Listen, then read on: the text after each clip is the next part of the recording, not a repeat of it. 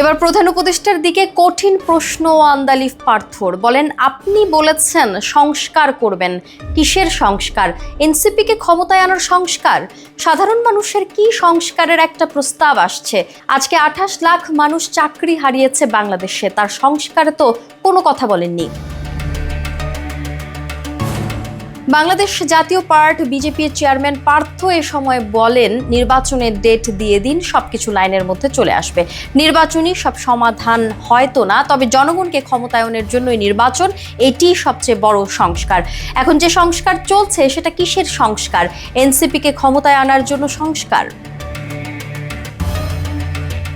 আন্দালিব পার্থ এ সময় আরও বলেন, ইউনূস সাহেব, পলিটিক্স আর ইকোনমিক্স এক নয়।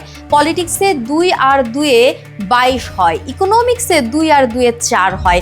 উপদেষ্টা পরিষদে কোনো রাজনীতিবিদ নাই, মানুষ উপদেষ্টাদের চেনে না। ডিসেম্বরে নির্বাচনের কথা প্রধান উপদেষ্টাই প্রথম বলেছেন, তাকে তার ওয়াদা রাখার আহ্বান জানাচ্ছি। বর্তমানে যেহেতু সংসদ নেই, সেহেতু অন্তর্বর্তী সরকারের ক্ষমতার উৎস রাজনীতিবিদরা, সুশীল সমাজ, ব্যবসায়ীরা। উল্লেখ করে তিনি বলেন, আজকে আপনি যে সংস্কারের কথা বলছেন, আজকে ব্যবসায়ীদের হাহাকার, এনবিআর দিয়ে এবং বিভিন্ন সংস্কার দিয়ে তাদের শেষ করে ফেলা হচ্ছে।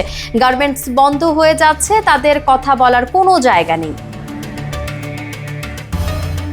ডক্টর ইউনূসকে উদ্দেশ্য করে পার্থ আরও বলেন, আপনার আরেকটা ক্ষমতার উৎস সেনাবাহিনী। আজকে কেন আর্মির এভাবে কথা বলতে হয়? আর্মির সাথে দূরত্ব কে সৃষ্টি করেছে? রাজনৈতিক দলের সাথে দূরত্ব কে সৃষ্টি করেছে? এমন প্রশ্নও রাখেন তিনি।